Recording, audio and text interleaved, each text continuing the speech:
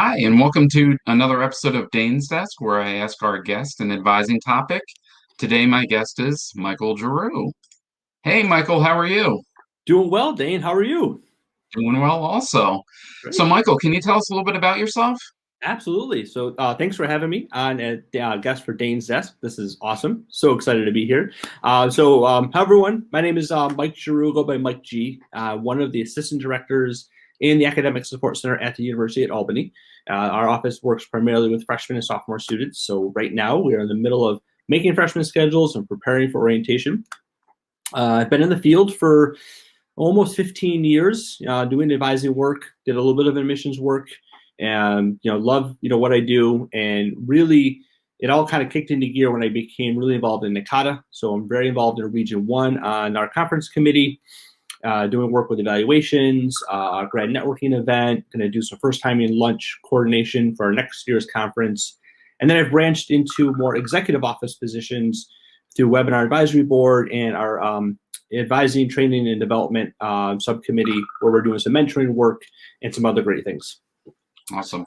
Yeah, I encourage our viewers to really check out the Nakata advising communities and how you can get involved. Yeah, So, Mike, today's topic is advising philosophy. Can you tell us a little bit about what your philosophy is? absolutely. So I have a little bit of a statement of purpose that I refer back to often in my practice as an advisor.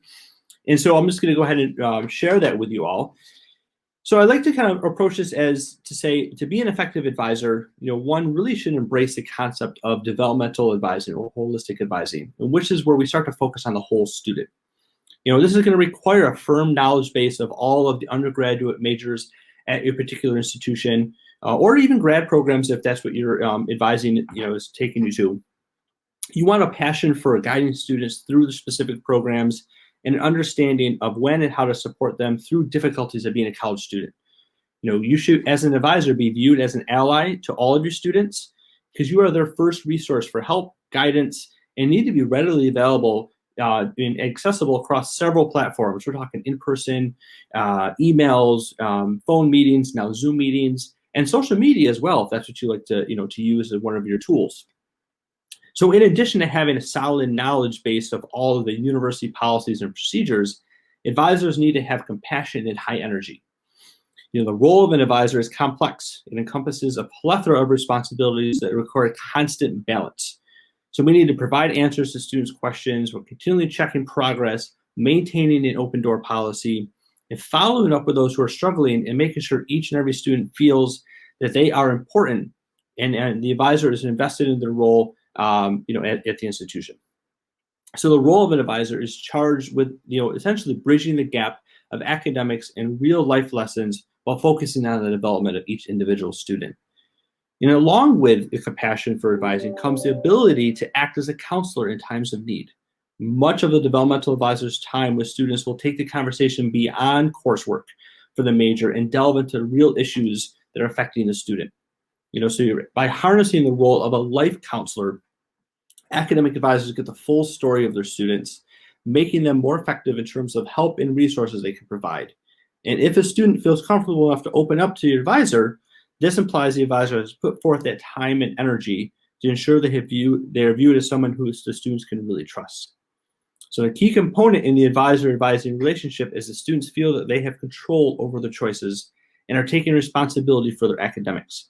Through guidance, support, compassion, advisors help students build their self-confidence as well as encourage academic exploration and self-discovery. And so I feel that it's not the advisor's role to do everything for the student. Rather, it is the advisor's role to give them the tools to be successful in college and in life. And so this is something that I refer to often in my work as an advisor when I need to kind of refocus and center myself on the purpose of what I'm doing. That's awesome. Yeah, Mike, I love that developmental approach combined with that really encompasses a lot of the Nakata core competencies when it Yes, comes to working with students. It's not always 100%. about the informational, it's about the relational piece and like the Right. background of what we're doing. That's great. Thank you for sharing that. That's awesome. Yeah, thanks so much. I encourage our viewers to really think about your own advising philosophies. And if you haven't done so already, start to draft one just so you have it down. Um, Listen to the latest episode of the Adventures in Advising podcast. Subscribe to our YouTube channel, and feel free to leave comments below if you like this topic or want to see other topics in Dane's desk. Mike, thank you again for coming on. All right, Dane, thanks so much. This was great. See All you right, soon. see ya.